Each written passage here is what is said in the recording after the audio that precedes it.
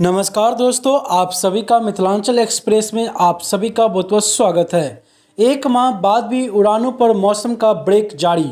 खराब मौसम के कारण दरभंगा एयरपोर्ट से विमान सेवा पटरी पर नहीं लौट पा रही है। सोमवार को केवल 8 विमानों का आवागमन हुआ, जिनमें 1330 लोगों ने यात्रा की। शेष 8 उड़ानें रद्द रही। पिछले एक महीने के दौरान दर्जनों विमानों को रद्द किए जाने से यात्रियों को घोर परेशानी उठानी पड़ रही है। सोमवार को दिल्ली मुंबई के बीच केवल एक एक विमान का आवागमन हुआ। वहीं दरभंगा एवं बेंगलुरु के बीच भी यात्रियों को एक ही उड़ान का लाभ मिल सका। दरभंगा और कोलकाता के बीच भी उड़ान रद्द रही।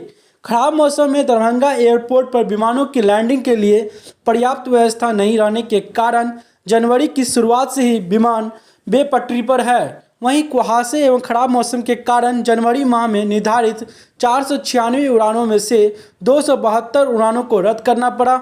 इस अवधि में दरभंगा एयरपोर्ट से यात्रियों की संख्या विमानों को रद्द किए जाने से काफ़ी घट गई। जनवरी में 27,802 लोगों ने यात्रा की, जबकि प्रति माह यात्रियों की संख्या 40,000 से अधिक रहती है। दरभंगा एयरपोर्ट से व्यावसायिक उड़ानें शुरू होने के बाद से 2 दर्जन से अधिक जिलों के यात्रियों के लिए वह पहली पसंद बन गया। कम समय में ही यात्रियों की संख्या को लेकर दरभंगा एयरपोर्ट नए कीर्तिमान स्थापित करने में सफल रहा। हालांकि एयरपोर्ट की लोकप्रियता के बावजूद विमानों की लैंडिंग के लिए आवश्यक व्यवस्था नहीं किए जाने से खराब मौसम में उड़ानों को रद्द किए जाने से यात्रियों को काफ़ी परेशानी हो रही है।